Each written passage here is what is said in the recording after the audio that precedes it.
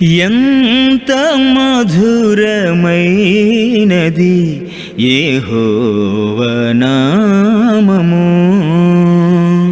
Heading పెట్టుకోండి. హగై, జకరియా, మలాకి ఈ ముగ్గురు కూడా చెర నుంచి తిరిగి వచ్చిన తర్వాత ప్రవచించినటువంటి ప్రవక్తలు. చెర నుంచి అంటే యెరూషలేము చెరలోనికి వాళ్ళు వెళ్ళి 70 సంవత్సరాలు అక్కడ ఉండి అక్కడి నుంచి తిరిగి వచ్చిన తర్వాత ప్రవచించినటువంటి ప్రవక్తలు అన్నమాట వీళ్ళు. దీన్ని గుర్తుపెట్టుకోండి.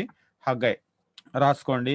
హగ్గై గ్రంథము నుండి మలాకి వరకు అనగా హగ్గై, జకరియా, మలాకి 3 పుస్తకములు బబులోను చెర నుండి తిరిగి వచ్చిన తరువాత బ్రాకెట్లో 536 BC ప్రవచింపబడిన ప్రవచన గ్రంథములు. కావున ఇవి చెర నుండి తిరిగి వచ్చిన యూదులకు చెప్పిన ప్రవచనములు. తమ స్వదేశమునకు తిరిగి వచ్చిన దేవుని ప్రజల బ్రాకెట్లో శేషము నైతిక జీవితము మరియు ఆత్మీయత వృద్ధి చెందుటకు గాను మరియు మందిరమును తిరిగి నిర్మించుటకు గాను చెప్పబడిన మాటలు. Full stop. హగ్గై మరియు జకరియా ఇద్దరును మందిరము తిరిగి నిర్మించుటను గూర్చి ప్రజలను ప్రోత్సహించుచు ప్రవచించిరి. జకరియా మెస్సియను గూర్చి ఎక్కువగా ప్రవచించిన చిన్న ప్రవక్త. Full stop. మలాకి తిరిగి వచ్చిన యూదుల నైతిక విలువలు మరియు సామాజిక పరిస్థితులు గూర్చి తెలియజేచుచు వారిని సరిచేయుటకు ప్రవచించెను. సైడ్ హెడింగ్ రచయిత రాసుకోండి. హగ్గై ఇతని పేరుకు పండుగ అని అర్థం. ఇతనిని గూర్చి చాలా కొద్దిగా మనకు చెప్పబడినది. ఇతనిని గూర్చి ఎజ్రా గ్రంథము 5వ అధ్యాయము 1-2 వచనాల్లోను 6వ అధ్యాయము 14వ వచనంలోను కూడా చూడగలము. ఇతడు జకరియా మరియు జెరుబ్బాబెలులకు సమకాలికుడు. తర్వాత కాలము 520 BC. ఇక్కడ కొంత రాసుకోండి. కింద లైన్లో పారాగ్రాఫ్. పారసీక రాజైన కోరేషు ఆజ్ఞను అనుసరించి దాదాపు 50,000 మంది యూదులు యెరూషలేముకు తిరిగి వెళ్ళుటకు అనుమతించబడిరి. వీరిలో జెరుబ్బాబెలు బ్రాకెట్లో ఎజ్రా 1:2-4, యోషియా 44వ అధ్యాయము 28వ వచనము. వీరిలో జెరుబ్బాబెలు ప్రధాన యాజకుడైన యెహోషువ మరియు ప్రవక్తలైన హగ్గై, జకరియాలు కూడా ఉండిరి. 50,000 మంది యూదులను రిటర్న్ వెళ్ళిపోవచ్చు అని చెప్పాడు. రిటర్న్ వెళ్ళిపోవచ్చు అన్నప్పుడు 50,000 మంది బయలుదేరారు. ఈ 50,000 మందిలో వీళ్ళు కూడా ఉన్నారన్నమాట. కోరేషు ఆజ్ఞ ద్వారా వారు యెరూషలేముకు తిరిగి వచ్చి మందిరమును నిర్మించవలెను. లేవీల ద్వారా బలులు త్వరితగతిన ప్రారంభమాయెను. ఎజ్రా గ్రంథం 3వ అధ్యాయం 1-6 వచనాలు. తిరిగి వచ్చిన 2వ సంవత్సరములో మందిరమునకు పునాది వేయబడెను. ఎజ్రా గ్రంథం 3వ అధ్యాయము 8-13 వచనాలు, 5వ అధ్యాయము 16వ వచనము. చుట్టూ ఉన్న సమరీయులు వేధించుట మరియు పారసీకుల ఒత్తిడి వలన మందిర నిర్మాణము నిలిచిపోయెను. పారసీక రాజైన దర్యావేషు వచ్చు వరకు, దర్యావేషు అంటే ఆయన దరియూస్ హిస్టాస్పేస్ అన్నమాట. ఆయన బ్రాకెట్లో 521-486 BC. పారసీక రాజైన దర్యావేషు హిస్టాస్పేస్ వచ్చు వరకు మందిర నిర్మాణము తిరిగి ప్రారంభం కాలేదు. దర్యావేషు యొక్క రెండవ సంవత్సరమున, దర్యావేషు యొక్క రెండవ సంవత్సరమున, అంటే 520 BC అన్నమాట. దేవుడు హగ్గయి ప్రవక్తను రేపి యూదులు మందిరమును తిరిగి నిర్మించులాగున ప్రేరేపించెను. ఎజ్రా గ్రంథము 5వ అధ్యాయం 1-2 వచనాలు, హగ్గయి 1:1. కింది లైన్‌లో రాసుకోండి. హగ్గయి చెప్పినట్లుగా బ్రాకెట్‌లో 1వ అధ్యాయం 1వ వచనము, తన మొదటి సందేశము ఏలూలు మాసము, అంటే వాళ్ళ క్యాలెండర్ ప్రకారం ఏలూలు మాసం అంటే ఆగస్టు సెప్టెంబర్లో మనకు వస్తుందన్నమాట. ఏలూలు మాసము మొదటి దినమున, ఏలూలు మాసము మొదటి దినమున అనగా దర్యావేషు యొక్క రెండవ సంవత్సరమున బ్రాకెట్లో 520 BC నా ప్రారంభమయ్యను. అంటే హగ్గ యొక్క సందేశం ప్రారంభమైందన్నమాట ఇక్కడ. తర్వాత పుస్తకం పేరు, రచయితను బట్టి ఆ పేరు పెట్టబడెను. ఉద్దేశము, పాత నిబంధనలో ఉన్న రెండవ చిన్న పుస్తకముగా హగ్గయి గ్రంథము ఉన్నది. పాత నిబంధనలో ఉన్న రెండవ చిన్న పుస్తకముగా హగ్గయి గ్రంథము ఉన్నది. బ్రాకెట్లో ఒబద్యా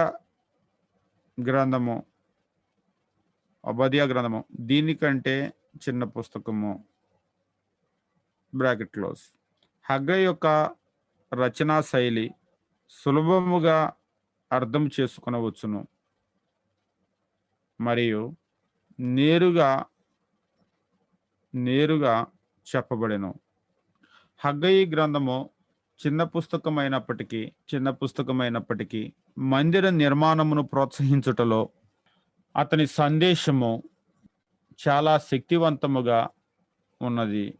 హగ్గయి వలె తమ సందేశమును వినిపించి దాని ప్రకారము ప్రజలను మార్చుటలో విజయవంతమైన వారు కొద్దిమందే ఉన్నారు.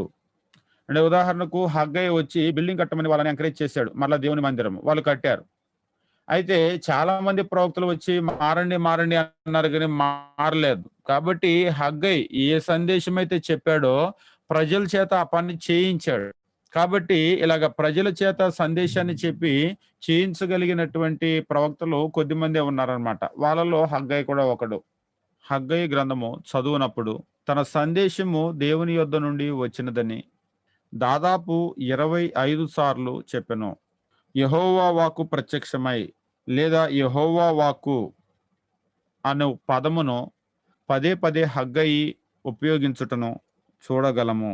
తర్వాత పారాగ్రాఫ్లో రాసుకోండి. మందిరము తిరిగి నిర్మించుటకు హగ్గయి తిరిగి వచ్చిన వారిని హెచ్చరించెను మరియు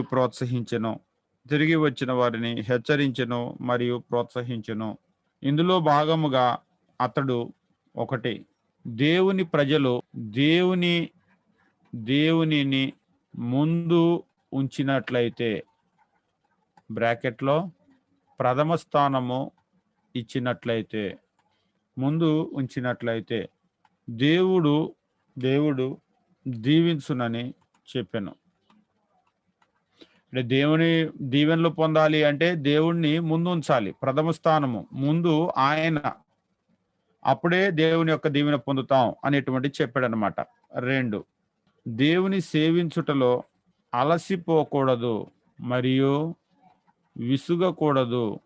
3 రేపటి దేవుని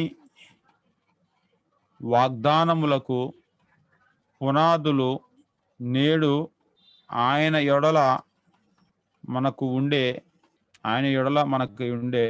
నమ్మికే. అంటే ఆయన మీద మనకు ఉండేటువంటి ఈ నమ్మకం ఉంటుంది కదా, ఈ నమ్మకం అనేటువంటిది ఫౌండేషన్ అన్నమాట. Foundation for the promises. ఈ నమ్మకమే లేకపోతే మనం ఈ వాగ్దానాలను స్వతంత్రించుకోలేం అనేటువంటిది ఆయన ఒక పాయింట్ అన్నమాట. తర్వాత ముఖ్య పదములు రాసుకోండి. ముఖ్య పదములు మందిరము, మందిరము అనేటువంటి పదము. తర్వాత ముఖ్య వచనములు, ముఖ్య వచనములు 1వ అధ్యాయము 7-8 వచనము, 1వ అధ్యాయము 14వ వచనము, 2వ అధ్యాయము 7-9 వచనాలు. తర్వాత ముఖ్య అధ్యాయములు, ముఖ్య అధ్యాయములు 2వ అధ్యాయం అవుట్లైన్. రోమన్ నెంబర్ 1 మొదటి సందేశం, మందిరము నిర్మించమని పిలుపు. 1వ అధ్యాయము 1-15 వచనాలు. క్యాపిటల్ ఏ పాయింట్ పరిచయము 1వ అధ్యాయం 1వ వచనం. క్యాపిటల్ బి పాయింట్ మొదటి గద్దింపు 1వ అధ్యాయం 2-6 వచనాలు. క్యాపిటల్ సి పాయింట్ నివారణ 1వ అధ్యాయం 7-8 వచనాలు. క్యాపిటల్ డి పాయింట్ రెండవ గద్దింపు 1వ అధ్యాయం 9-11 వచనాలు. క్యాపిటల్ ఈ పాయింట్ ప్రవక్త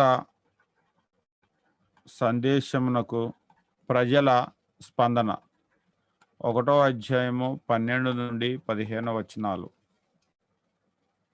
1వ అధ్యాయము 12-15 వచనాలు. తర్వాత రోమన్ నెంబర్ 2, రోమన్ నెంబర్ 2 రెండవ సందేశము, రెండవ సందేశము దేవుని వాగ్దానములను బట్టి ధైర్యము తెచ్చుకొనమని పిలుపు. 2వ అధ్యాయము 1-9 వచనాలు. అంటే వాస్తవంగా వాళ్ళు కట్టటము, మందిర నిర్మాణము ఆగిపోవటానికి కలిగిన ప్రధానమైన కారణం ఏంటంటే చుట్టూ ఉన్నటువంటి వాళ్ళ దగ్గర నుంచి వ్యతిరేకత వచ్చింది. పైన ఉన్న అధికారుల దగ్గర నుంచి ఆపమని ఒత్తిడి వచ్చింది. కానీ కట్టమని చెప్పేసి అంటున్నాడు.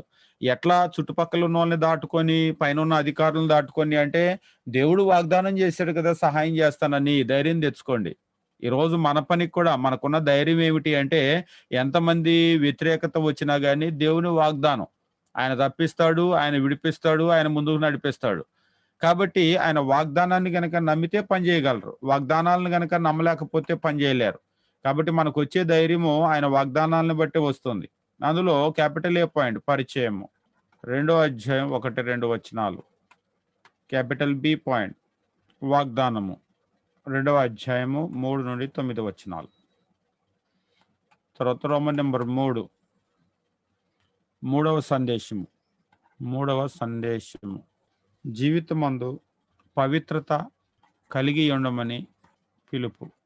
2వ అధ్యాయము 10-19 వచనాలు. క్యాపిటల్ ఏ పాయింట్ పరిచయం 2వ అధ్యాయం 10వ వచనం. క్యాపిటల్ బి పాయింట్ సమస్య తిరిగి వచ్చిన వారి అవిధేయత 2వ అధ్యాయం 11-14 వచనాలు, 4 వచనాలు. క్యాపిటల్ సి పాయింట్ పరిష్కారము తిరిగి వచ్చిన వారు విధేయత చూపవలెను 2వ అధ్యాయము 15-19 వచనాలు. తర్వాత రోమన్ నెంబర్ 4 4వ సందేశము భవిష్యత్తు యందు నమ్మిక ఉంచమని పిలుపు. 2వ అధ్యాయము 20-23 వచనాలు. ఇందులో క్యాపిటల్ ఏ పాయింట్ పరిచయము 2వ అధ్యాయము 20-21 ఏ పాయింట్ అంటే ఫస్ట్ హాఫ్ అన్నమాట. క్యాపిటల్ బి పాయింట్ అన్య రాజ్యములు భవిష్యత్తులో పడిపోవునని వాగ్దానము 2వ అధ్యాయము 21b-22. క్యాపిటల్ సి పాయింట్ దావీదు రాజ్యము తిరిగి సమకూర్చబడునని వాగ్దానము 2వ అధ్యాయము 23వ వచనం. డీటెయిల్ అవుట్లైన్ రాసుకోండి. 1వ అధ్యాయము 1వ వచనం నుండి 11వ వచనం వరకు మందిరము నిర్మించమని ఆజ్ఞ. 1వ అధ్యాయము 12వ వచనం నుండి 15వ వచనం వరకు దేవునికి లోబడిన ప్రజలు. 2వ అధ్యాయము 1వ వచనం నుండి 9 మందిరమునకు కలుగబోవు మహిమ. రెండవ అధ్యాయము 10వ వచనం నుండి 19వ వచనం వరకు ప్రజలకు దీవెనలు. రెండవ అధ్యాయము 20వ వచనం నుండి 23వ వచనం వరకు జెరుబ్బాబెలును దేవుడు కోరుకొనుట లేదా ఏర్పరచుకొనుట. దాదాపుగా మనము ఈ పుస్తకాలంతా కూడా కొంచెం వేగంగా వెళ్ళిపోతాము. ప్రవక్తల గ్రంథాలు. ఈ ప్రవక్తల గ్రంథాల్లో ప్రత్యేకమైనటువంటి చరిత్ర మనకేం చెప్పబడలేదు. అయితే అంతకుముందు మనం ఏదైతే స్టడీ చేసామో అంటే యెహోషువ మొదలుకొని మళ్ళొకసారి నేను మీకు జ్ఞాపకం చేస్తాను. యెహోషువ మొదలుకొని మనకు రాజుల గ్రంథం వరకే మనకు చరిత్ర పుస్తకాలనమాట.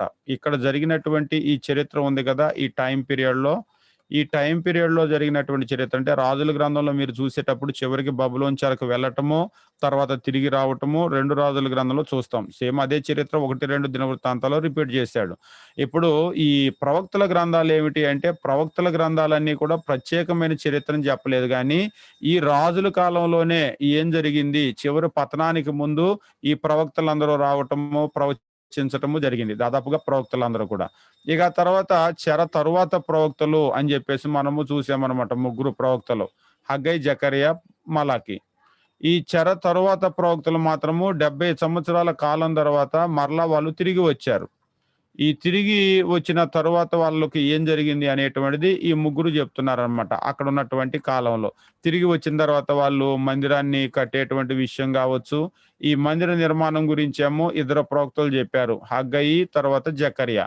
ఆ తర్వాత వాళ్ళ నైతిక విలువలు ఎట్లా ఉన్నాయి, వాళ్ళ సామాజిక విలువలు ఎట్లా ఉన్నాయి అనేటువంటిది మలాకీ ప్రవక్త ద్వారా చెప్పాడనమాట. కాబట్టి ఇందులో ప్రత్యేకమైన చరిత్ర ఏమి కూడా చెప్పలేదు. వాస్తవంగా ఇదేమో ఎజ్రా, నెహెమ్యా, ఎస్తేరు ఉన్నాయి కదా! వీటిలో చెప్పాడనమాట. ఎస్తేరు పుస్తకాల్లో. కాబట్టి చరిత్ర గ్రంథాలు మనం చూసినప్పుడు యెహోషువ నుంచి రాజుల గ్రంథం వరకు ఉన్నటువంటిదేమో ఈ ప్రవక్తలు మొదటి భాగంలో మనం చూస్తాం. అంటే ముందు ప్రవక్తలు. తిరిగి వచ్చిన తర్వాత అంటే ఎజ్రా, నెహెమ్యా, ఎస్తేరులో ఉన్నటువంటి ఈ చరిత్ర ఉంది కదా! ఇది ఈ 3 ప్రవక్తలు చెప్పారు. తర్వాత ప్రవక్తలు. కాబట్టి ఈ పుస్తకాలు చదివేటప్పుడు దీనితో పాటు సైమల్టేనియస్ గా కలిపి ఈ 3 ప్రవక్తల పుస్తకాలు చదివితే వీళ్ళ పరిస్థితులు ఎట్లా ఉన్నాయో మనకు అర్థమవుతుంది. ఈ చరిత్ర చదివేటప్పుడు ముఖ్యంగా రాజుల గ్రంథాలు చదివేటప్పుడు ఈ పుస్తకాలు గనక చదివితే మనకు అక్కడ ఉన్నటువంటి పరిస్థితులు అర్థమవుతుంది. కాబట్టి ఇది ప్రత్యేకమైనటువంటి చరిత్ర కాదు. దాన్ని మాత్రం గుర్తుపెట్టుకోవాలి. అది ప్రవక్తల గ్రంథం మనము చదివేటప్పుడు ఆ చరిత్రలో తీసుకెళ్లి ఇన్సర్ట్ చేసి ఏ రాజు కాలంలో ఈ ప్రవక్త పనిచేశాడు అనేటువంటి చూసి ఆ రాజు కాలంలో గనక ఈ చరిత్రను చదివితే ఆ రాజు కాలంలో ఉన్నటువంటి వాస్తవ పరిస్థితులు ఏమిటి అనేటువంటి మనకు అర్థమవుతాయి. ఇంకా మనకు జకర్యా, మలాకి 2 పుస్తకాలు ఉన్నాయి. జకర్యా గ్రంథము రచయిత జకర్యా. ఇతడు బెరక్యా కుమారుడని చెప్పబడెను. నెహెమ్యా గ్రంథము 12వ అధ్యాయము 4వ వచనము. ఇతని తాత అయిన ఇద్దో బ్రాకెట్లో బెరక్యా యొక్క తండ్రి బ్రాకెట్ క్లోజ్. ఇతని తాత అయిన ఇద్దో. వీరు లేవీయులయుండి వారిని నడిపించినట్లుగా చూడగలము. ఇతడు ఎజ్రా గ్రంథము 6వ అధ్యాయము 14వ వచనం ప్రకారము హగ్గయి ప్రవక్తతో కలిసి పనిచేసినట్లుగా చూడగలము. వీరిరువురు కలిసి మందిరమును ఇజ్రాయేలీయులు కట్టునట్లుగా ప్రోత్సహించిరి. తర్వాత లైన్లో రాసుకోండి. జకర్యా అను పేరుకు యెహోవా జ్ఞాపకము చేసుకొనును లేదా చేసుకొనెను అని అర్థము. ఈ పుస్తకము ఆద్యంతము ఈ పేరుకు గల అర్థమునే బ్రాకెట్లో యెహోవా జ్ఞాపకము చేసుకొనును బ్రాకెట్ క్లోజ్. ఈ పేరుకు గల అర్థమునే మనము చూడగలము. తర్వాత కాలము రాసుకోండి. బీసీ 520 నుండి 518. కింది లైన్లో ఇతడు నెహెమ్యా గ్రంథము 12వ అధ్యాయము 4వ వచనంలో చెప్పబడిన వ్యక్తి అనుటలో సందేహము లేదు. ఇతడు జెరుబ్బాబెలుకు సమకాలికుడై ఉన్నాడు. జకర్యా గ్రంథము 2వ అధ్యాయము 4వ వచనము గమనించినప్పుడు ఈ ప్రవక్త యవనస్తుడని గుర్తించగలము.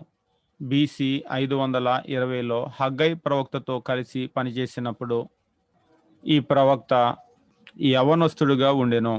7వ అధ్యాయములో ఇతడు చివరిగా చెప్పిన ప్రవచనము 2 సంవత్సరముల తరువాత చెప్పబడినట్లు గుర్తించగలము. అనగా BC 518కి చెందును.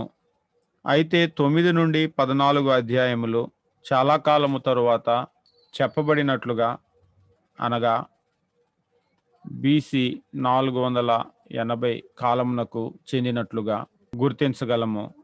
9వ అధ్యాయము 13వ వచనములో గ్రేకీయులను గూర్చి ప్రస్తావన ఆధారముగా ఈ కాలమును నిర్ధారించవచ్చు. పారసీక సామ్రాజ్యమును గ్రేకీయులు అడ్డుకొనుట, అనగా వారి దాడిని నిలువరించుట ద్వారా ప్రపంచ దేశంలో దృష్టి వారి మీద పడినది. అంటే మీరు ఎజ్రా, నెహెమ్యా, ఎస్తేరు ఈ గ్రంథాలంతా కూడా చూసేటప్పుడు, అంటే 2 రాజుల గ్రంథము చివరిలోనే బబులోను సామ్రాజ్యం అనేటువంటిది పతనం అయిపోయింది. పతనం అయిపోయిన తర్వాత మాది పారసీక రాజ్యం వచ్చింది. వచ్చిన తర్వాత పారసీక రాజు అయినటువంటి ఆ కోరేషు వెళ్ళేటువంటి వాళ్ళను తిరిగి వెళ్ళిపోవచ్చు, దేవుని మందిరం కట్టమని ఆజ్ఞాపించటాన్ని మనం చూస్తూ ఉంటాం. ఆజ్ఞాపించినప్పుడు అక్కడ నుంచి మనం చూసినప్పుడు ఎజ్రా గ్రంథం కావచ్చు, నెహెమ్యా గ్రంథం కావచ్చు, ఎస్తేరు గ్రంథం కావచ్చు, ఇదంతా కూడా పారసీక సామ్రాజ్యం అనేటువంటిది చాలా పీక్ స్టేజ్లో ఉందన్నమాట. ప్రపంచాన్ని శాసించేటువంటి స్టేజ్లో ఉంది. అంతేకాదు చాలా బలమైనటువంటి సామ్రాజ్యం కూడా పారసీక సామ్రాజ్యం అనేటువంటిది. దానియేలు గ్రంథంలో చూసినటువంటి ఆ మృగాలను పోల్చినటువంటి దానిలో మనం చూస్తూ ఉంటాం పారసీక సామ్రాజ్యం యొక్క బలం ఏంటి అనేటువంటిది. అయితే పారసీక సామ్రాజ్యం బలాన్ని గ్రేకీయులు అడ్డుకున్నారు. వాళ్ళ దాడిని అడ్డుకున్నప్పుడు పారసీక సామ్రాజ్యాన్ని అడ్డుకున్నారంటే ఈ మొనగాళ్ళు ఎవరు అని ప్రపంచం అంతా ఒక్కసారి చూసింది వాళ్ళ వైపు. వాస్తవంగా అలెగ్జాండరు అంటే ఆ గ్రీకు సామ్రాజ్యము అలెగ్జాండర్ తండ్రిని గనక మీరు చూసినట్లయితే ఆ అలెగ్జాండర్ తండ్రి కూడా అందులో పనిచేసినటువంటి వ్యక్తే. కానీ ఆ తర్వాత గనక మీరు చూసినప్పుడు అంటే అష్షూరు సామ్రాజ్యంలో నుంచే బబులోన్ సామ్రాజ్యం వచ్చింది. అంటే బాబిలోన్ సామ్రాజ్యము నెబుకద్నెజర్ యొక్క తండ్రిని గనక మీరు చూసినట్లయితే నెబుఫిల్నేసరు అష్షూరు సామ్రాజ్యంలోనే ఆర్మీలో పనిచేసిన వాడు. అందులో నుంచి బయటకు వచ్చి ఆ ప్రాంతాన్నంతా కూడా వేరు చేసుకొని వాళ్ళ మీద దాడి చేశాడు. అదే విధంగా ప్రపంచాన్నంతా కూడా వాళ్ళు శాసించుకుంటూ వెళ్ళేటప్పుడు వీళ్ళని గనక చూసినట్లయితే అలెగ్జాండర్ తండ్రి కూడా ఆర్మీలో ఉన్నటువంటి వ్యక్తే. అంటే ఆ ప్రాంతంలో రాజుగా ఉన్నటువంటి వ్యక్తి. ఆయన ఏం చేశాడంటే ఆ ప్రాంతం అంతటిని కూడా వాళ్ళు కూడగట్టుకొని వాళ్ళ మీదే ఎదురుదాడి చేశారు. ఎదురుదాడి చేసేసరికి వీళ్ళ మీదే ఎదురు తిరిగారు, ఎవరి ఇల్లు అని చెప్పేసి ప్రపంచం అంతా చూశారు. జకర్యా గ్రంథంలో అదే చెప్తూ ఉంటాడు. 9వ అధ్యాయము మనం చూసినప్పుడు 13వ వచనంలో ఏమంటూ ఉంటాడంటే, యోధా వారిని నాకు విల్లుగా వంచుచున్నాను, ఎఫ్రాయిం వారిని బాణాలుగా చేయుచున్నాను. సియోను నీ కుమారులను రేపుచున్నాను, సూర్యుడు ఖడ్గం ప్రయోగించున్నట్లు నేను నిన్ను ప్రయోగించును. గ్రేకీయులారా, సియోను కుమారులను మీ మీదికి పంపుతున్నాను. సియోను కుమారులను మీ మీదకి పంపుతున్నాను. గ్రేకీయులారా అన్నటువంటిది ఇది గ్రీకు సామ్రాజ్యాన్ని గురించి మాట్లాడుతూ ఉన్నాడు అనమాట. కాబట్టి ఈ ప్రస్తావన ఈ ప్రవక్త తీసుకొని రావటం ద్వారా దీని కాలం అనేటువంటిది ఏంటి అనేటువంటిది మనము ఆలోచన చేయటానికి అవకాశం ఏర్పడుతుంది. దానికి కంటిన్యూషన్ రాసుకోండి. జకర్యా యొక్క వ్యక్తిగత జీవితాన్ని గురించి మత్తయి సువార్త 23వ అధ్యాయము 35వ వచనములో చెప్పబడిన అతని మరణము తప్ప మరే విధమైన సమాచారము మనకు ఇవ్వబడలేదు. ఇతడు దేవుని మందిరములో చంపబడి రక్తము చిందింపబడినట్లుగా క్రీస్తు చెప్పెను. బ్రాకెట్ ప్రారంభించండి. బ్రాకెట్లో కొందరు తలంచుచున్నట్లుగా హత్య చేయబడినది లేదా క్రీస్తు ప్రస్తావించినది బెరక్యా కుమారుడైన జకర్యా నే గాని యెహోయాదా కుమారుడైన జకర్యా కాదు. 2 దినవృత్తాంతాలు 24వ అధ్యాయము 20-21 వచనాలు.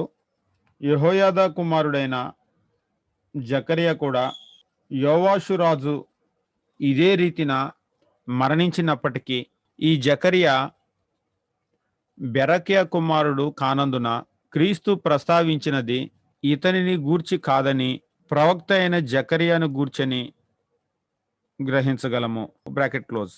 అంటే ఇక్కడ మీరు గమనించండి, ఈ జకరియా అనేటువంటి వ్యక్తిని గనక మీరు చూసినట్లయితే, ఇప్పుడు ఈ జకరియా అంటే ప్రవక్త అయినటువంటి జకరియా ఉన్నాడు. ఇప్పుడు ఈ పుస్తకం రాసినటువంటి జకరియా. ఇంకొక జకరియా కూడా ఉన్నాడు. మనము ఆ దినవృత్తాంతాలు 2 దినవృత్తాంతాల్లో గనక చూసినట్లయితే 24వ అధ్యాయము 20, 21 వచనాలు అన్నాం కదా, ఈ జకరియా ఉన్నాడు. అంటే ఈయన తండ్రి పేరు బెరక్యా కుమారుడు అని చెప్పేసి అన్నాడు. ఈ జకరియా తండ్రి పేరేమో యెహోయాదా. ఇద్దరు కూడా ఒకే విధమైనటువంటి మరణాన్ని పొందారు. ఇద్దరి మరణము ఎలాగంటే మందిరంలో చంపబడ్డారు. ఇద్దరు కూడా మందిరంలోనే చంపబడ్డారు. ఇప్పుడు క్రీస్తు ప్రభు ఆ జకరియా రక్తం వరకు, బెరక్యా కుమారుడైన జకరియా రక్తం వరకు అని అంటాడు. ఇప్పుడు ఈ ఇద్దరిలో ఎవరిని గురించి మాట్లాడాడు అంటే, చావు అయితే ఇద్దరిది కామన్, ఒకే రకమైనటువంటి చావు. పేరు కూడా ఇద్దరు కూడా జకరియా. మరి ఈ జకరియానా అని చెప్పేసి అంటే, వాస్తవంగా ఇక్కడ మనకి డిక్లేర్ చేసేది ఏంటంటే బెరక్యా కుమారుడైనటువంటి జకరియా అన్నాడు. అంటే ఈ జకరియా కాదు, ఈ జకరియా యెహోయాదా కుమారుడైనటువంటి జకరియా. కాబట్టి క్రీస్తు ప్రభు మాట్లాడిన జకరియా ఎవరంటే బెరక్యా కుమారుడైనటువంటి జకరియా. అంటే ఇప్పుడు మనం చదివేటువంటి ఈ ప్రవక్తను గురించే, ఈయన గురించి కాదనేటువంటిది మనకు అర్థమవుతుంది అనమాట. ఆ తర్వాత రాసుకోండి ఉద్దేశము. బబులోను చెర నుండి తిరిగి వచ్చిన యూదులు మందిరమును నిర్మించి పూర్తి చేసే పనిని చేపట్టులాగున వారిని ప్రోత్సహించుటకు ఈ గ్రంథము వ్రాయబడినది. ప్రపంచములో ఉన్న ఇజ్రాయేలీలను సమకూర్చే పనిలో దేవుడు ఉన్నాడనియు, మరియు మెస్సియను తీసుకుని వచ్చుటకు దేవుడు కార్యము చేయుచున్నాడనియు ఈ ప్రవక్త చూపెను. సిద్ధాంతపరంగా చూసినట్లయితే ఇజ్రాయేలీలను ఆత్మీయముగా స్థిరపరచుటలో లేదా బలపరచుటలో మందిరమునకు ఉన్న ప్రాముఖ్యతను జకరియా తెలుపుచున్నాడు. మరియు రాబో కాలములో మెస్సియా యొక్క ప్రాముఖ్యత మరియు అతడు ప్రజలను ఆత్మీయంగా సమకూర్చుట అను అంశములను తెలుపుచున్నాడు. అంటే ఉద్దేశము ఒకటి వచ్చేసి మందిరం నిర్మించుట, దీని కొరకు ప్రజల్ని ప్రోత్సహించాడు. పాయింట్ నెంబర్ 2, దేవుడు కార్యం చేస్తూ ఉన్నాడు. దేని విషయంలో అంటే ఇజ్రాయేలీలను సమకూర్చటం. మీరు ఈ సమకూర్చటం అంటే బబులోన్ నుంచి తిరిగి వచ్చిన తర్వాత చెప్పినటువంటి ప్రవక్తలు ఉన్నారు కదా, హగ్గై, జకరియా, మలకి. ఈ ప్రవక్తల్లో హగ్గై గాని లేకపోతే జకరియా గాని లేదా అంతకు ముందున్నటువంటి ప్రవక్తలు కూడా చెదరగొట్టే దాని గురించి మాట్లాడారు. కానీ చివరిలో వచ్చేసి ఆదరణ మాటలు, అంటే దేవుడు ఈ సమకూర్చేటువంటి పనిని గురించి మాత్రం వాళ్ళు ఖచ్చితంగా చెప్పారు. కాబట్టి ఈ సమకూర్చేటువంటి పనిని గురించి దేవుడు కార్యం చేస్తున్నాడు, ఇది ప్రపంచ దేశాల అన్నిటితో కూడా ముడిపడి ఉంది అనేటువంటి విషయాన్ని తెలియజేస్తూ ఉన్నాడు. అందుకనే ప్రపంచ దేశాల అన్నిటిని గురించి మీరు యెషయా దగ్గర నుంచి కనుక గమనించినట్లయితే, యెషయా కావచ్చు, ఇర్మియా కావచ్చు, లేకపోతే ఎజ్కేల్ కావచ్చు, దానియేలు కావచ్చు, ప్రవక్తలు అందరూ కూడా మాట్లాడినప్పుడు ప్రపంచ దేశాల అన్నిటి గురించి కూడా మాట్లాడారు. అంటే ఇది ఏమిటి అంటే ఇజ్రాయేలుని తిరిగి సమకూర్చేటువంటి విషయంలో ప్రపంచ దేశాలు కూడా ముడిపడి ఉన్నాయి. ఉదాహరణకు గ్రీకు సామ్రాజ్యం ఉందనుకోండి, వాళ్ళు వెళ్ళి ప్రపంచం అంతటిని కూడా వెళ్ళారు. అదే విధంగా తర్వాత ఉన్నటువంటి రోమన్స్ కావచ్చు, చుట్టుపక్కల ఉన్న దేశాలు కావచ్చు, వీటన్నిటితో కూడా ముడిపడినటువంటి కార్యం అన్నమాట. తర్వాత మెస్సీని గురించి మాట్లాడుతున్నాడు. ఈ మెస్సియా ఆత్మీయంగా ఎట్లా సమకూరుస్తాడు అనేటువంటిది. ఈ మందిర నిర్మాణము అని చెప్పేసి అన్నారు కదా, ఈ మందిరం యొక్క ప్రాముఖ్యతను గురించి మాట్లాడుతున్నాడు అనమాట. మందిరం అనేటువంటిది వీళ్ళకి చాలా ముఖ్యమైనటువంటిది వాళ్ళ ఆత్మీయ జీవితానికి. అంటే అది భౌతికమైన బిల్డింగే గాని ఆత్మీయ జీవితానికి దాని ప్రాముఖ్యత చాలా ఉంది. ఈ రోజు కూడా మందిరము అనేటువంటిది మన ఆత్మీయ జీవితానికి చాలా ప్రాముఖ్యత ఉంటుంది. అంటే ఈ రోజు మందిరము అంటే సంఘము అని చెప్పేసి అంటారు కదా, ఈ సంఘం యొక్క ప్రాముఖ్యత చాలా ఉంది. ఈ రిలేషన్ అనేటువంటిది ఈవేళ కూడా మనం గమనించగలుగుతాం. వాళ్ళు మందిరాన్ని కట్టకుండా ఉన్నందువల్ల, మందిరం లేకుండా ఉన్నందువల్ల వాళ్ళ ఆత్మీయ జీవితాలు కూడా భ్రష్టు పట్టిపోయినాయి, దేవునికి దూరం అయిపోయారు. ఈ రోజు కూడా సంఘము అనేటువంటి ఈ ఆత్మీయ మందిరం కనుక లేనట్లయితే మన ఆత్మీయ పరిస్థితి కూడా అలాగనే ఉంటుంది. దాన్ని గురించి మాట్లాడుతూ ఉంటాడు అనమాట. తర్వాత సైడ్ హెడ్డింగ్ పెట్టుకోండి. ముఖ్య పదము యెహోవా వాక్కు 13 సార్లు, సైన్యములకు అధిపతి 53 సార్లు. ఈ 2 పదములు జకర్యా సందేశం యొక్క స్వభావమును స్థిరపరచుచున్నవి. తర్వాత ముఖ్య వచనములు 8వ అధ్యాయము 3వ వచనము. 8:3 అంటాడు, నేను సియోను నొద్దకు మరల వచ్చి యెరూషలేములో నివాసం చేతును, సత్యమును అనుసరించు పురమనియు, సైన్యములకు అధిపతియగు యెహోవా పర్వతము పరిశుద్ధ పర్వతమనియు పేర్లు పెట్టబడును. వాస్తవంగా వాళ్ళకి ఇజ్రాయేలీలకు మీరు హెచ్కేలు గ్రంథంలో చూసినప్పుడు ఆ మందిరంలో నుంచి దేవుని మహిమ వెళ్ళిపోయినట్లుగా, దేవుడు వాళ్ళ మధ్యలో నివాసం చేయకుండా బయలుదేరి వెళ్ళిపోయినట్లుగా అక్కడ ప్రవక్త తెలియజేశాడు అనమాట. మరలా ఈ సందేశం అనేటువంటిది ఎందుకు ప్రాముఖ్యమైనటువంటి సందేశము అంటే, మరలా దేవుడు వచ్చి నేను నివాసం చేస్తాను అని చెప్పేసి అంటున్నాడు. సియోను నొద్దకు మరలా వస్తాను అని చెప్పేసి అంటున్నాడు. కాబట్టి ఇది వాళ్ళకు ఆదరంతో కూడినటువంటి మాట మాత్రమే కాదు, ఇది చాలా ముఖ్యమైనటువంటి మాట కూడా. దేవుడు మరలా వాళ్ళ దగ్గరకు వస్తాను అన్నటువంటిది, దాని నెరవేర్పు అనేటువంటిది. తర్వాత రాసుకోండి 9వ అధ్యాయము 9-10 వచనాలు. రాబోయేటువంటి మెస్సీని గురించి తెలిపేటువంటి వచనాలు అనమాట. దీని నెరవేర్పు మనం సువార్తలో చూస్తూ ఉంటాం. సియోను నివాసులారా బహుగా సంతోషించుడి, యెరూషలేము నివాసులారా ఉల్లాసముగా ఉండుడి.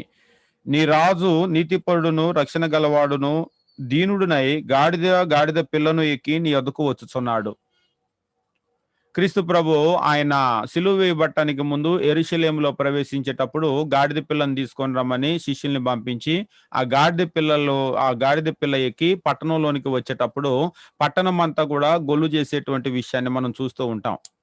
హోసన్న హోసన్న జయము జయము అని చెప్పేసి కేకలు వేయటము, ఆయన లోపలికి రావటము. మనం ఈరోజు మట్టలాదివారం అని చెప్పేసి అంటారు కదా, మట్టలు పట్టుకొని వాళ్ళందరూ కూడా ఆయనకు ఎదురెళ్ళి ఊర్లోకి తోడుకొని రావటం. వాస్తవంగా ఒక రాజు వచ్చేటప్పుడు అలాగా ఎదురెళ్ళి జయము జయము అని కేకలు వేసుకుంటూ లోపలికి తోడుకొని వస్తారనమాట. వాస్తవంగా క్రీస్తు ప్రభు కూడా రాజే, ఏలబోయేటువంటి రాజు. కాబట్టి రాజుగానే ఆయన ఊర్లోకి వచ్చాడు, యెరూషలేములోకి గాడిద మీద ఎక్కి. వాళ్ళందరూ కూడా జేమి జేయమని కేకలు వేయటము, వాళ్ళ బట్టలంతా కూడా కింద నేల మీద పరచటము, ఇదంతా కూడా ఆయన ఒక రాజులాగా ఎంటర్ అయినటువంటి సన్నివేశాన్ని గురించి జకర్యా ముందే చెప్పాడు. ఆయన నీ రాజు నీతిపరుడు రక్షణ గలవాడు దీనుడై గాడిద పిల్లను ఎక్కి నీ యొద్దకు వచ్చుచున్నాడు అనేటువంటి ప్రవచనం అన్నమాట. తర్వాత ముఖ్యమైన అధ్యాయాలు రాసుకోండి. చాప్టర్ 14 14వ అధ్యాయము. తర్వాత అవుట్లైన్ రాసుకోండి. వాస్తవంగా ఇందులో ఈయన్ని మెస్సియా ప్రవక్త అని చెప్పేసి అంటాడు. మందిరాన్ని తిరిగి నిర్మించే విషయాన్ని గురించి చెప్తాడు. తర్వాత ఇక ఎక్కువ మెస్సియాని గురించి చెప్పేది. ఈయన చిన్న ప్రవక్తల్లో మెస్సియా ప్రవక్త అని అంటారు. అవుట్లైన్ రాసుకోండి. రోమన్ నెంబర్ 1 మారు మనస్సు పొందమని పిలుపు. 1వ అధ్యాయము 1-6 వచనాలు. రోమన్ నెంబర్ 2 జకర్యాకు కలిగిన 8 దర్శనములు. 1వ అధ్యాయము 7-6వ అధ్యాయము 8 వరకు.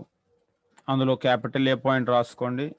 క్యాపిటల్ ఏ పాయింట్ గుర్రములు మరియు రౌతులను గూర్చిన దర్శనం.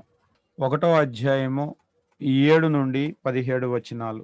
క్యాపిటల్ బి పాయింట్ 4 కొమ్ములు మరియు 4 కంసాలులు గూర్చిన దర్శనం. 1వ అధ్యాయము 18-21 వచనాలు. క్యాపిటల్ సి పాయింట్ కొలనూలు చేత పట్టుకొనిన వాని గూర్చిన దర్శనం. 2వ అధ్యాయం 1-13 వచనాలు.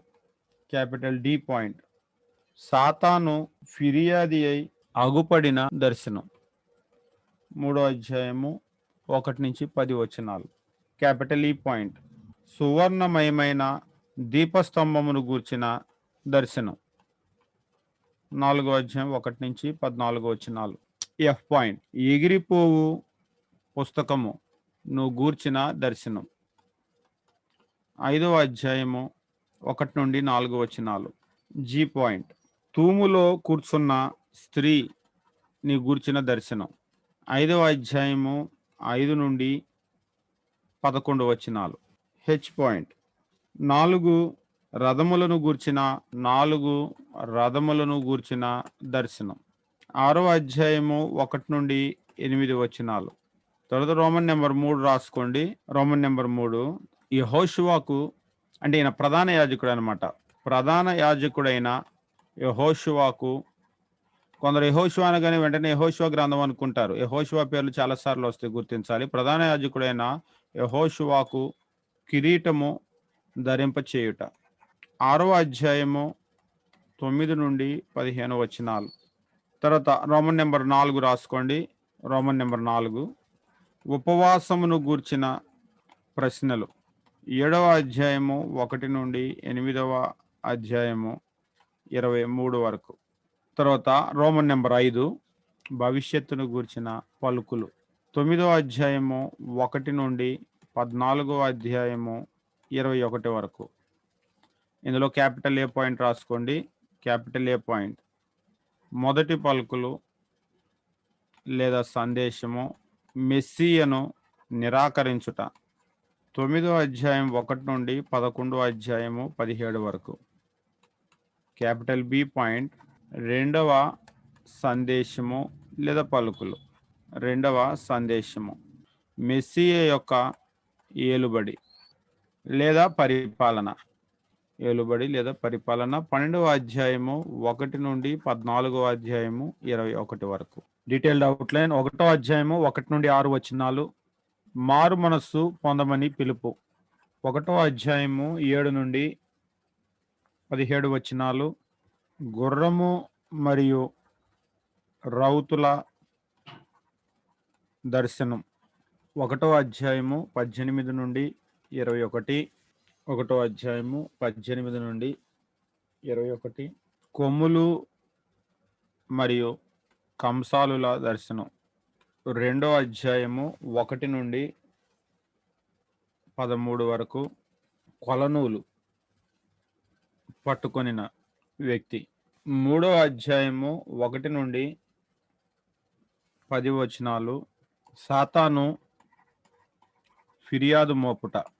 4వ అధ్యాయము 1-14 వరకు సువర్ణ దీపస్తంభం. 5వ అధ్యాయము 1-4 వచనాలు ఎగురుచున్న పుస్తకం. 5వ అధ్యాయము 5-11 వచనాలు తూములో కూర్చొని ఉన్న స్త్రీ. 6వ అధ్యాయము 1-8 వచనాలు 4 రథములు. 6వ అధ్యాయము 9-15 వచనాలు కిరీటము మరియు మందిరము లేదా ఆలయము. 7వ అధ్యాయము 1-14 వచనాలు న్యాయము మరియు కనికరము కొరకు పిలుపు. 8వ అధ్యాయము 1-23 వచనాలు సియోనుకు కలుగబోవు సమాధానము మరియు ఐశ్వర్యము. సమాధానము మరియు ఐశ్వర్యము. ఐశ్వర్యము లేదా దీవెన అని చెప్పేసి పెట్టండి. 9వ అధ్యాయము 1-8 వరకు ఇజ్రాయేలీల శత్రువులకు కలుగు తీర్పు. 9వ అధ్యాయము 9-13 వచనాలు సియోనుకు రాబోవుచున్న రాజు. 9వ అధ్యాయము 14-17 వచనాలు దేవుడు తన ప్రజలను కాపాడును లేదా రక్షించును. 10వ అధ్యాయము 1వ వచనం నుండి 12వ వచనం వరకు ఇజ్రాయేలు మరియు యోధా సమకూర్చబడుట. 11వ అధ్యాయము 1-17 వచనాలు మంద వదకు పోవుట.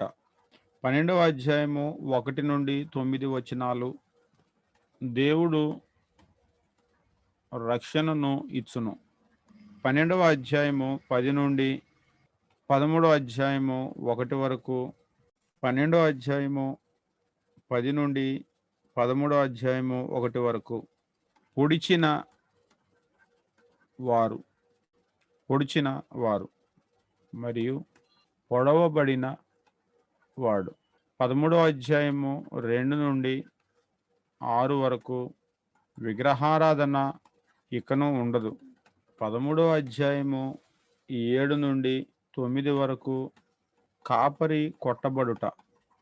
14వ అధ్యాయము 1 నుండి 21 వరకు రాబోవు ప్రభు దినము లేదా యెహోవా దినం.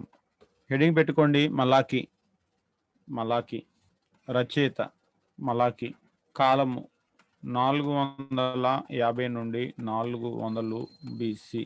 కింద రాసుకోండి, కింద లైన్లో 5వ శతాబ్దంలో 2వ సగభాగమున అనగా 450 తరువాత 450 తరువాత ఈ కార్యములు చోటు చేసుకొని వ్రాయబడినవని క్రింది ఆధారములను బట్టి 450 తరువాత ఈ కార్యములు చోటు చేసుకొని వ్రాయబడినవని క్రింది కార్యములను బట్టి చెప్పవచ్చును.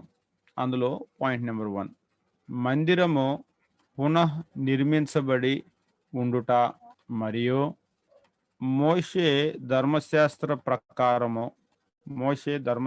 ప్రకారము బలులు అర్పణలు ప్రారంభించబడి జరుగుచుండుట చూడగలము.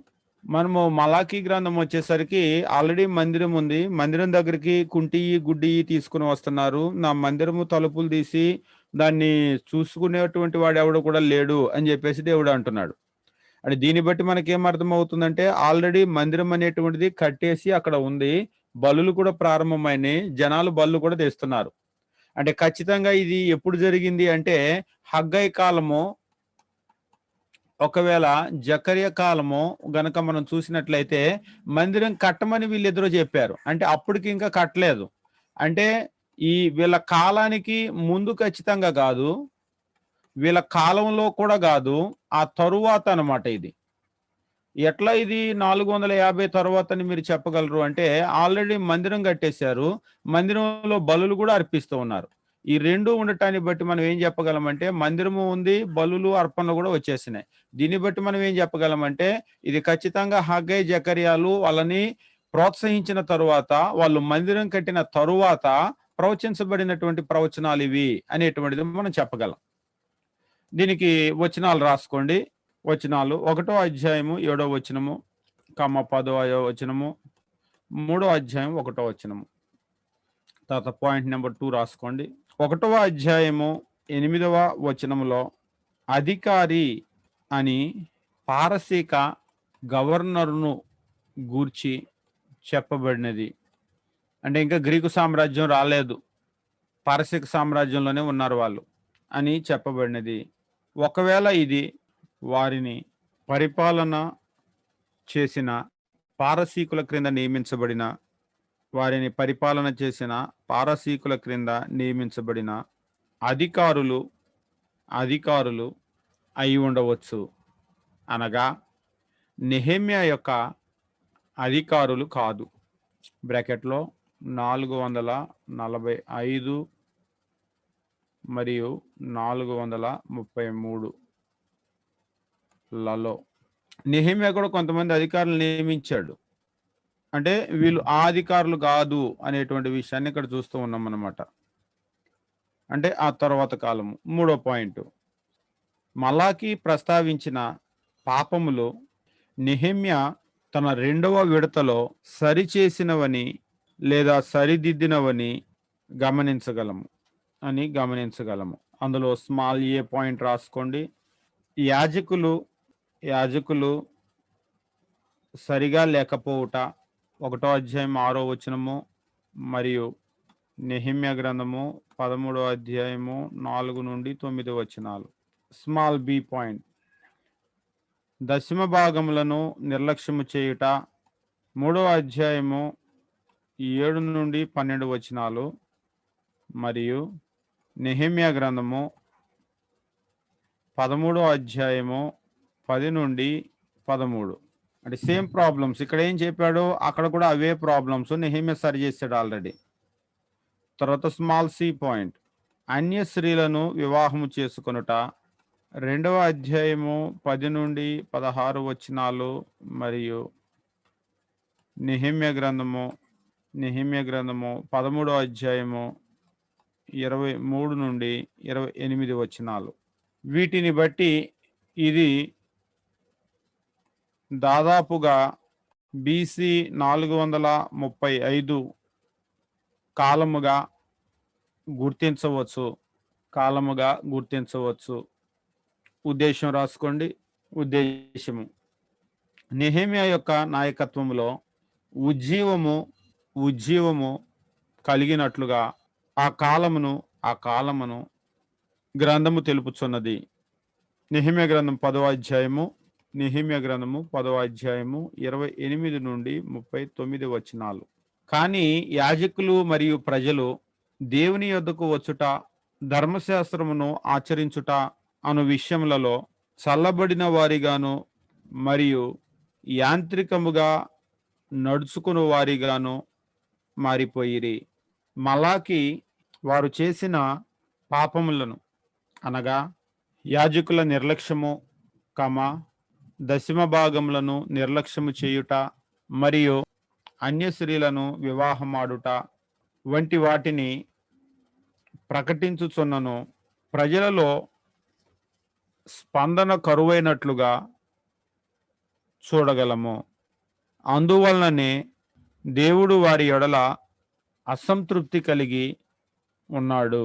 మలాకి ఈ విషయములను ప్రశ్నించుచు వాటికి సమాధానములను తానే చెప్పుట ద్వారా వారి పాపములను మరియు వెనుకదీసిన వారి మనస్సును, దేవుని ఎడల వారికున్న నిర్లక్ష్యమును గద్దించుచున్నాడు.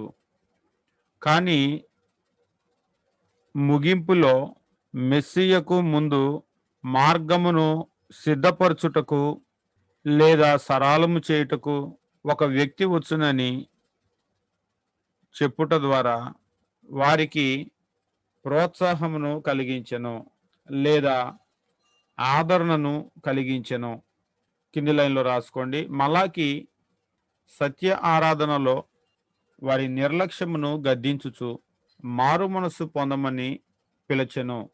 1వ అధ్యాయము 6వ వచనము మరియు 3వ అధ్యాయము 7వ వచనము. కింది లైన్లో రాసుకోండి.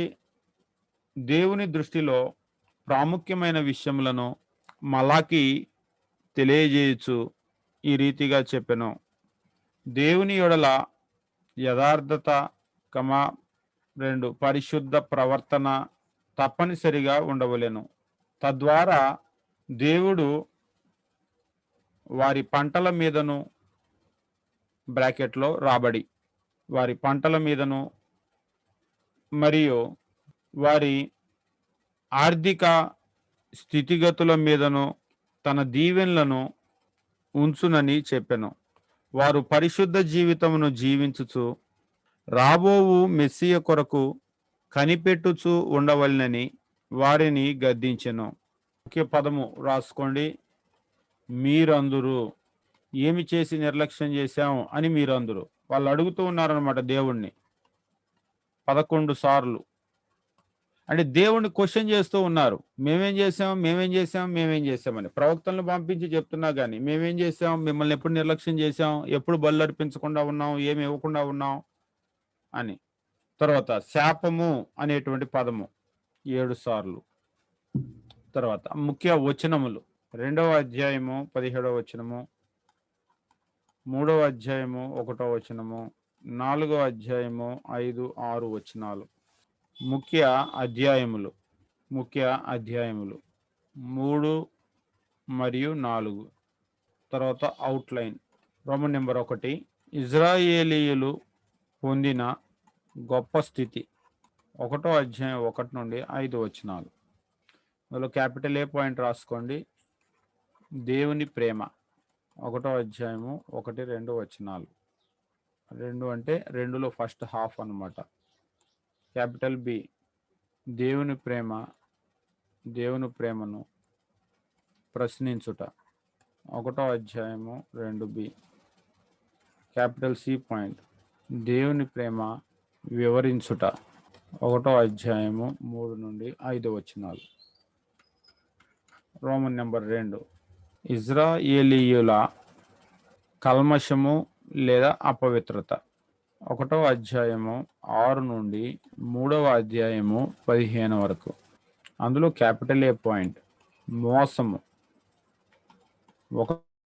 1వ అధ్యాయము 6 నుండి 14 వచనాలు. విశ్వాస ఘాతుకము లేదా నమ్మకంగా ఉండకపోవట. విశ్వాస ఘాతుకము. 2వ అధ్యాయము 1 నుండి 9 వచనాలు. క్యాపిటల్ సి పాయింట్ అన్యులను వివాహమాడుట. 2వ అధ్యాయము 10 నుంచి 12 వచనాలు.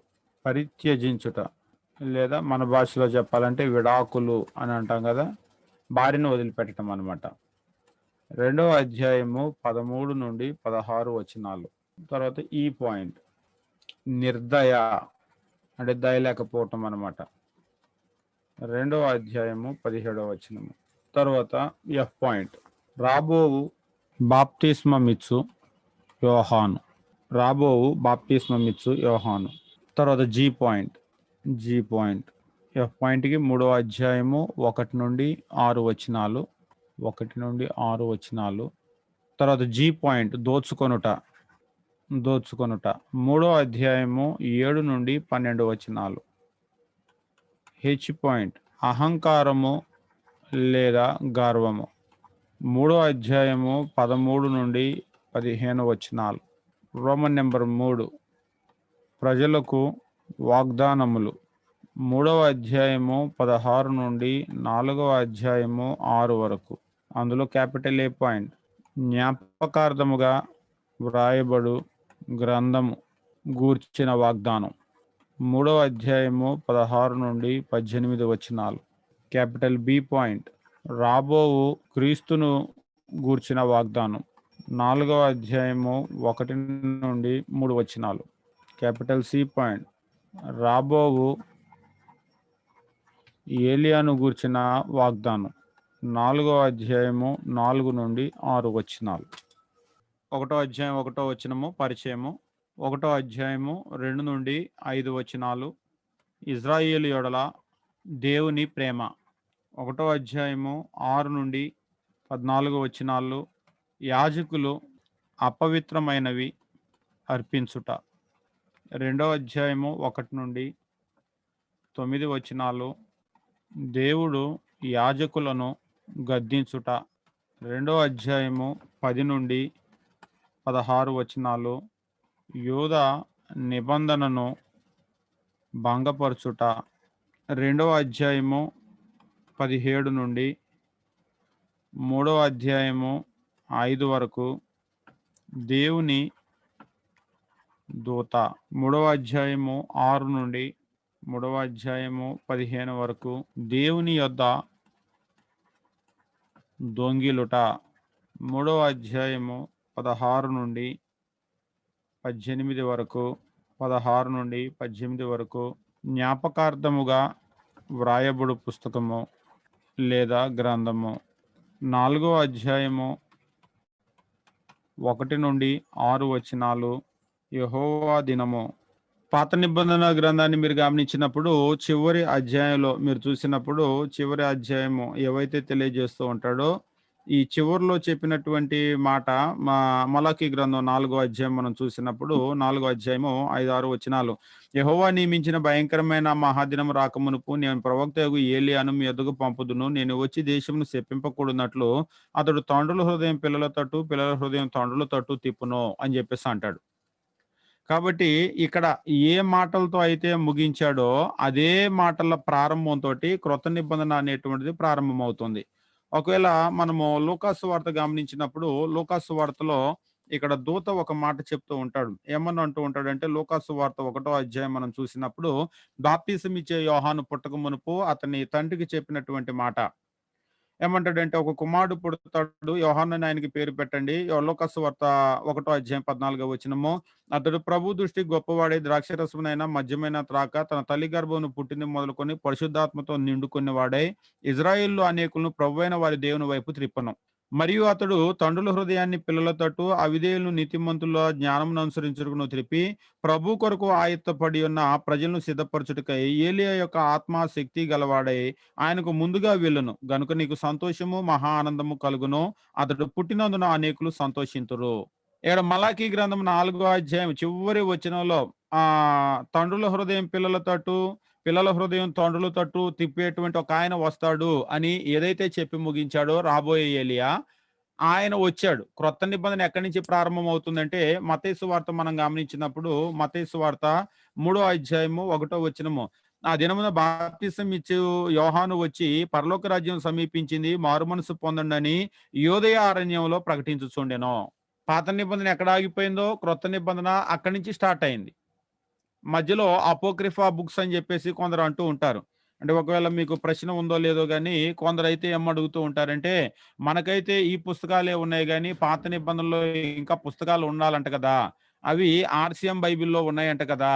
కాబట్టి మనకు లేవేమిటి అని చెప్పేసి అంటారు. అపోక్రిఫా అని చెప్పేసి వాటిల్ని పిలుస్తూ ఉంటారు. ఈ అపోక్రిఫా అనేటువంటి మాటకు అనుమానాస్పద అని చెప్పేసి అర్థం. అంటే కొన్ని పుస్తకాలు అవి ఇన్‌స్పైర్డా? అన్‌ఇన్‌స్పైర్డా? అనేటువంటి సందేహం ఉందన్నమాట. ఇవి ఇన్‌స్పైర్డ్ బుక్సా? లేకపోతే అన్‌ఇన్‌స్పైర్డ్ బుక్సా అనేటువంటిది. వాటిల్ని ఏం చేశారంటే ఈ అనుమానంతోనే వాటిల్ని లోపల పెట్టారు. అందుకనే మీరు చూడండి వాస్తవంగా గనక మీరు గమనించినట్లయితే లోకంలో చూసినప్పుడు ఇప్పుడు ఆర్‌సీ అని చెప్పేసి అంటూ ఉంటారు. అంటే ఆర్‌సీఎం వాళ్ళు. ఈ ఆర్‌సీఎం కాకుండా ప్రొటెస్టెంట్ అని చెప్పేసి అంటారు. అంటే ప్రపంచం మాట్లాడే భాష గనక చూసినట్లయితే ఒకటి ఆర్‌సీఎము, 2 ప్రొటెస్టెంట్. అంటే మీకు తెలిసి ఉంటుంది ఆర్‌సీఎము దాని చరిత్ర ఏంటనేటువంటిది. ఇక ప్రొటెస్ట్ అనేటువంటి మాటకు నిరసన అని చెప్పేసి అర్థము. అంటే వాళ్ళ విధానాలు బాగలేవు అని చెప్పేసి మార్టిన్ లూథర్ అనేటువంటి ఆయన ఏం చేశాడంటే నిరసన తెలియజేశాడు. ఇక దాన్ని లూథరన్ సంఘాలు అని చెప్పేసి అన్నారు. ఇక లూథరన్ తర్వాత పుట్టినటువంటిదంతా కూడా ఎక్సెట్రా, ఎక్సెట్రా ఇవంతా కూడా ఈ ప్రొటెస్టెంట్ సంఘాలు అని ప్రపంచం పిలుస్తుంది.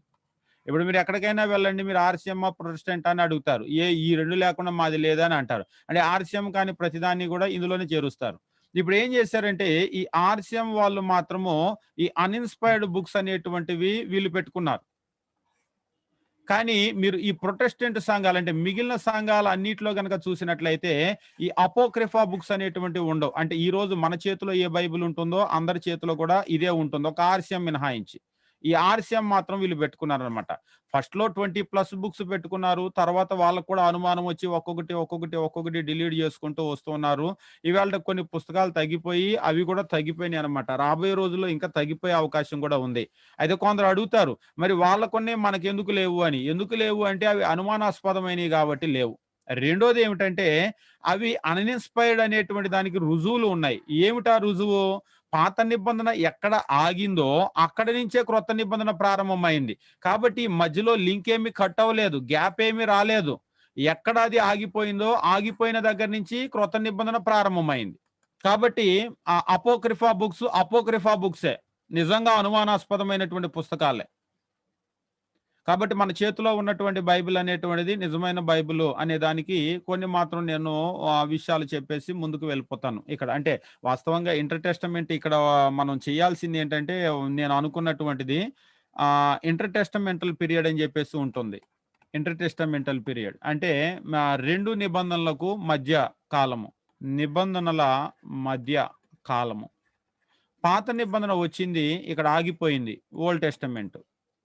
క్రొత్త నిబంధన ఇక్కడి నుంచి ప్రారంభమైంది న్యూ టెస్టమెంట్. ఈ చరిత్రను చదువుతాము. కానీ ఈ మధ్యలో 400 సంవత్సరాలుంది.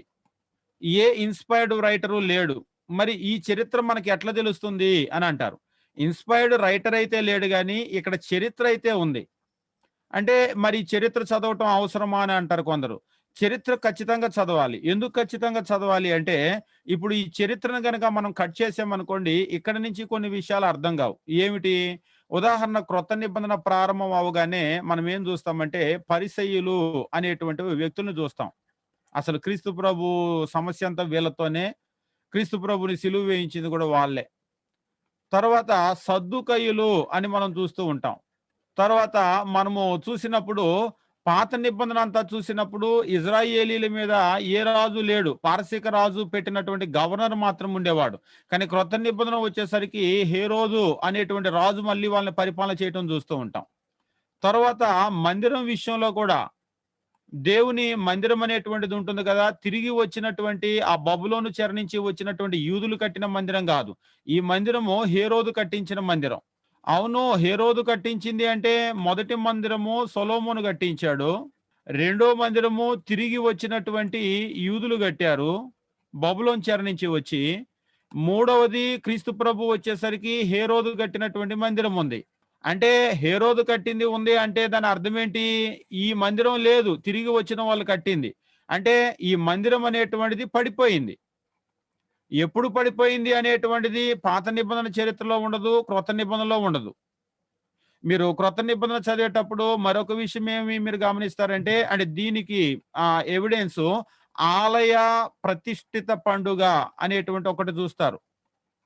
క్రీస్తు ప్రభు కూడా దానికి వెళ్తూ ఉంటాడు. యోహాను సువార్తలో చెప్తాడు. ఆ తర్వాత యూదులకు ఆలయ ప్రతిష్ఠిత పండుగ ఒకటి స్టార్ట్ అయింది. ఎప్పుడు స్టార్ట్ అయింది అని చెప్పేసి చూస్తే పాత నిబంధనలో ఉండదు. క్రొత్త నిబంధనలకు వచ్చేసరికి స్టార్ట్ అయింది. ఈ 400 సంవత్సరాల్లో స్టార్ట్ అయింది. ఇక్కడ ఈ చరిత్ర అంతా కూడా చదివేటప్పుడు మనకు అవన్నీ కూడా కనెక్ట్ అవుతూ ఉంటాయి అన్నమాట. కాబట్టి ఇంటర్ టెస్టమెంటల్ పీరియడ్ అనేటువంటిది మనం చదవాలా అంటే ఖచ్చితంగా చదవాలి. చదివితేనే కొన్ని విషయాలు మనకు బాగా అర్థమవుతాయి. అవగాహన అనేటువంటిది వస్తుంది. ఇంకా అంతేకాదు బైబిల్‌లో మనకు బైబిల్ కస్టమ్స్ అండ్ మేనర్స్ అని చెప్పేసి ఉంటాయన్నమాట. ఉదాహరణకు ఇదే భారతదేశంలో, ఇదే ఆంధ్ర రాష్ట్రంలో లేదా తెలంగాణలో 100 సంవత్సరాల ముందు ఉన్నటువంటి ఆ మేనర్స్‌లు గాని, లేకపోతే ఆ కస్టమ్స్ గాని, ఆచారాలు వేరుగా ఉన్నాయి. ఇప్పుడు ఆచారాలు వేరుగా ఉన్నాయి. ఒకవేళ 200, 300 సంవత్సరాల క్రితం వెళ్తే వేరుగా ఉన్నాయి. ఇప్పుడు వేరుగా ఉన్నాయి. మారిపోతూ ఉన్నాయి. కాబట్టి పాత నిబంధనకు, క్రొత్త నిబంధనకు మధ్యలోకొచ్చినప్పుడు కొన్ని మారిపోయిన పరిస్థితులు ఇవి. అవి ఎట్లా మారిపోయినాయి? ఎక్కడ మారిపోయినాయి అంటే ఉదాహరణకు మీరు చూసినట్లయితే ప్రధాన యాజకుడు అని చెప్పేసి అంటారు కదా! క్రీస్తు ప్రభు కాలంలో ఉన్నటువంటి ఈ ప్రధాన యాజకుడు లేదా యాజకులు వీళ్ళు సద్దుకయ్యులు.